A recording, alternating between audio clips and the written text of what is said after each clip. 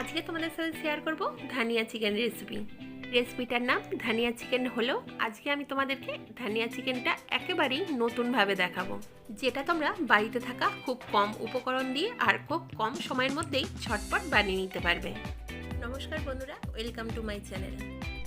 আমার চ্যানেলে এরকম দারুণ দারুণ রেসিপির আপডেট পাওয়ার জন্য এক্ষুনি আরবি স্পেশাল কিচেন চ্যানেলটা সাবস্ক্রাইব করে দিও আর পাশে থাকা বেল আইকনটা ক্লিক করে অল অপশানটাকে সিলেক্ট করে দিও, তাতে আমার চ্যানেলে শেয়ার করা এরকম দারুণ দারুণ রেসিপির আপডেট সবার আগে তোমরা পেয়ে যাবে। তাহলে চলো বন্ধুরা, রেসিপিটা আমরা দেখে নিই। সবার প্রথমে আমি এখানে 500 গ্রাম চিকেন নিয়ে নিয়েছি। চিকেনটা আমি খুব ভালো করে ধুয়ে পরিষ্কার করে নিয়েছি। এখন গ্যাসের মধ্যে বসিয়ে দিয়েছি একটা কড়া, তার মধ্যে আমি হাফ কাপ সর্ষের তেল দিয়ে দিলাম। কিছুটা আলু ছাড়িয়ে ধুয়ে ভালো করে আমি পরিষ্কার করে নিয়েছি। এখন আমি আলুটাকে ভেজে নেওয়ার জন্য আমি তেলের মধ্যে দিয়ে দিলাম পরিমাণ মতো নুন আর হলুদ। এখন সবকটা আলু আমি তেলের মধ্যে আস্তে আস্তে ছেড়ে দেবো। এখন আমি আলুটা হালকা লাল করে ভেজে নেব। যতক্ষণ না অবধি আলুটা ভাজা হয়ে যায় ততক্ষণের মধ্যে আমি একটা মশলা তৈরি করে নেব। তার জন্য নিয়ে নিয়েছি একটা মিক্সিং জার, তার মধ্যে আমি কিছুটা ধনেপাতা দিয়ে দিলাম। এরপর দিয়ে দিলাম ডুমো ডুমো করে কেটে রাখা কিছুটা পেঁয়াজ, একই সাথে দিয়ে দেবো কিছুটা রসুন। এবার দিয়ে দিচ্ছি পরিমাণ মতন আদা, ঝালের জন্য দিয়ে দিচ্ছি পরিমাণ মতন কাঁচা লঙ্কা। এই সব উপকরণগুলো আমি খুব ভালো করে মিক্সির মধ্যে ব্লেন্ড করে নেব। তো দেখতে পাচ্ছ বন্ধুরা, আমি খুব মিহিন করে ব্লেন্ড করে নিলাম। এদিকে আমার আলুটা লাল লাল করে ভাজা হয়ে গেছে। এখন আমি এটা একটা পাত্রের মধ্যে তুলে রেখে দেবো। একই তেলের মধ্যেই দিয়ে দিলাম হাফ টেবিল চামচ চিনিটা আমি তেলের মধ্যে ভালো করে পুড়িয়ে নেবো, এতে চিকেনের কালারটা দারুণ আসবে। এখন এর মধ্যে আমি ব্লেন্ড করে রাখা মশলাটা সবটা দিয়ে দিলাম। মশলা দিয়ে দেওয়ার পর কন্টিনিউ আমি একটা খুন্তির সাহায্যে এইভাবে নেড়ে নেবো। মশলাটা থেকে যতক্ষণ অবধি তেল ছেড়ে ততক্ষণ আমি এইভাবে নেড়ে নেবো। তো দেখো বন্ধুরা, 5 মিনিট নাড়তে নাড়তে আমার মশলাটা থেকে ভালোভাবে তেল ছেড়ে গেছে, তার মানে মশলাটা আমার খুব ভালো করে কষানো হয়ে গেছে। এবার এর মধ্যে দিয়ে দেবো এই বাটির 1 বাটি টমেটো কুচি। টমেটো দিয়ে দেওয়ার পর 2 থেকে 3 মিনিট এইভাবে একটু ভালো করে নাড়াচাড়া করে নেবো।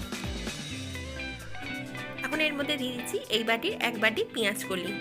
আবারও কিছুক্ষণ একটু ভালো করে নাড়াচাড়া করে নিচ্ছি। সবার লাস্টে দিয়ে দেবো কিছুটা ডুমো ডুমো করে কেটে রাখা ক্যাপসিকাম। এই সব কিছু দিয়ে দেওয়ার পর খুব ভালো করে 5 মিনিটের মতন আমি নাড়াচাড়া করে নিচ্ছি। কিছুক্ষণ নাড়াচাড়া করে নিয়ে আমি এর মধ্যে দিয়ে দিচ্ছি পরিমাণ মতন নুন আর পরিমাণ মতন হলুদ।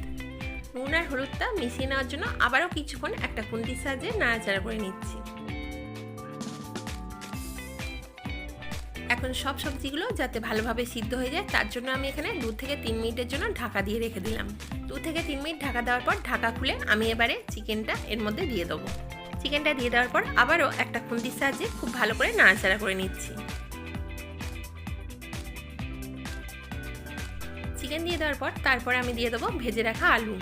বন্ধুরা, এই রেসিপিটাতে কিন্তু আলুটা একেবারেই অপশনাল, তোমরা যদি আলুটা না দিতে চাও নাও দিতে পারো। এখন গ্যাসটাকে লো টু মিডিয়ামে রেখে আমি এটাকে 15 মিনিটের জন্য ঢাকা দিয়ে রেখে দিলাম, এতে চিকেনটা খুব ভালোভাবে সিদ্ধ হয়ে যাবে। 15 মিনিট পর ঢাকাটা খুলে আমি আবারও একটা খুন্তির সাহায্যে খুব ভালো করে নাড়াচাড়া করে নিচ্ছি। এবারে আমি হাফ গ্লাসের মতন জল অ্যাড করে দিলাম। যেহেতু আমি চিকেনটাতে বেশি গ্রেভি রাখবো না, তাই জন্য আমি হাফ গ্লাস জল অ্যাড করে দিলাম। তোমরা তোমাদের আন্দাজ অনুযায়ী এখানে জল অ্যাড করে দেবে। জল দিয়ে দেওয়ার পর আবারও আমি কিছুক্ষণ একটু নাড়াচাড়া করে নিচ্ছি। এখন আবারও 15 মিনিটের জন্য আমি ঢাকা দিয়ে রেখে দিলাম। এখন ফিরে এলাম 15 মিনিট পর।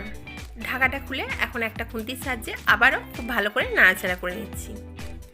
5 থেকে 7 মিনিট নাড়াচাড়া করে আমি গ্রেভিটাকে আরও একটু শুকিয়ে নিচ্ছি। চিকেন আর আলুটা পুরোপুরি সিদ্ধ হয়ে গেছে। তোমাদেরকে একটা আলু কেটে দেখালাম যেটা পারফেক্টলি সিদ্ধ হয়ে গেছে। দেখতেই পাচ্ছ কিছুক্ষণ নাড়াচাড়া করতে করতে আমার গ্রেভিটাও পুরোপুরি শুকিয়ে গেছে। এখন আমি এটাকে একটা প্লেটের মধ্যে সার্ভ করে নেবো। তো দেখতেই পেলে বন্ধুরা, কত কম সময় আর কম উপকরণ দিয়েই কত সুন্দর একটা দারুণ চিকেন রেসিপি তৈরি হয়ে গেল। চিকেনের এই রেসিপিটা গরম গরম রুটি, লুচি, পরোটা, নান, কুলচা বা যে কোনো রাইসের সাথে জমে যাবে।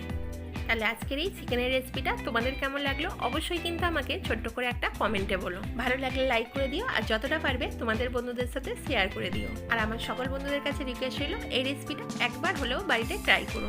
তাহলে আজকের মতন এই পর্যন্তই। দেখা হচ্ছে আবার কোনো নিত্য নতুন রেসিপির সাথে। সবাই সুস্থ থেকো, ভালো থেকো।